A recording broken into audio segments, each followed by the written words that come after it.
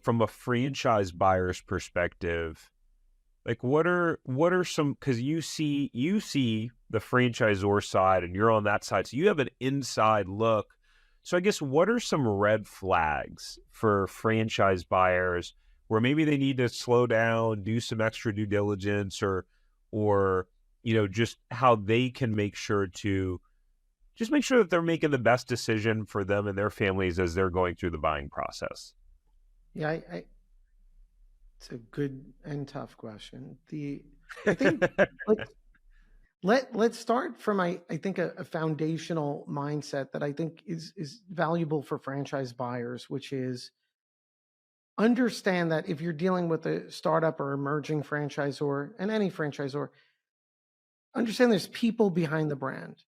So a startup emerging franchisor is an entrepreneur, right? And their franchising venture and growing their franchise network is a new venture for them, just the way you buying that franchise. And if you're dealing with a more mature and established franchisor, then just understand what's behind the curtain are management team members that may have worked at different franchise companies, franchise sales, it's corporate America in a certain way. So understand first who you're working with.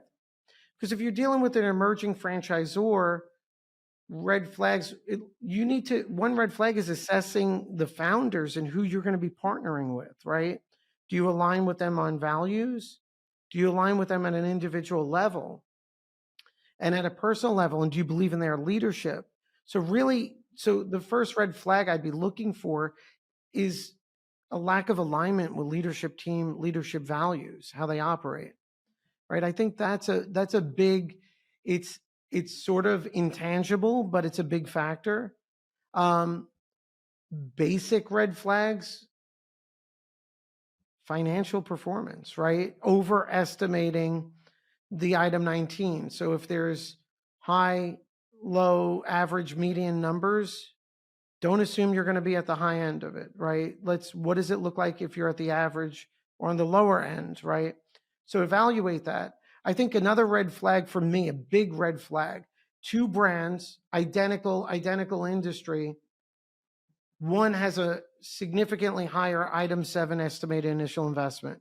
Why? And you look at it, well, they're providing more realistic estimates on things like build out or equipment or a vehicle. Two, they may have higher estimates for marketing and reserve capital. One of the biggest red flags for me, if I'm a franchise buyer, and especially if I'm buying a service-based business, how are you going to make those web chats go off, my phone ring? How do I generate business? Item 7 says I need 5,000 initial marketing.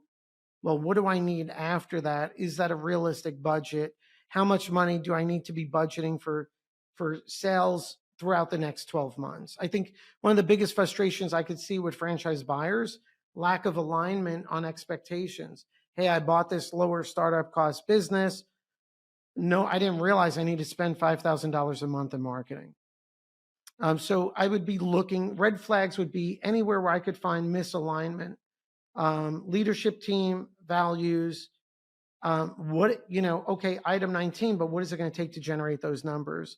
And is the team genuine enough where they're telegraphing to me what my marketing budget should be and how they're going to help me do it?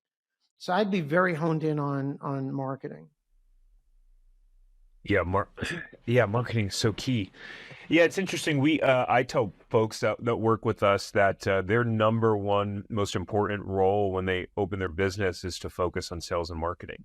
And it's usually the area that franchisees have the least amount of experience in terms of what I see, because a lot of the folks that tend to, I think, go towards a franchise can be a lot more operationally minded people, because some of the really brilliant sales and marketing folks are starting their own thing, right? They may not be gravitating towards a franchise overall, but it's actually an owner's most important role, because it doesn't matter how good your operations is. If you can't bring in customers, you got no fulfillment on the back end anyways. So if you enjoyed this short clip from the podcast, you can check out another short clip right here.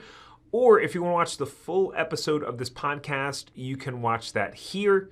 And remember, knowledge is not power. It's applied knowledge that's power. Take care. Have a great rest of your day.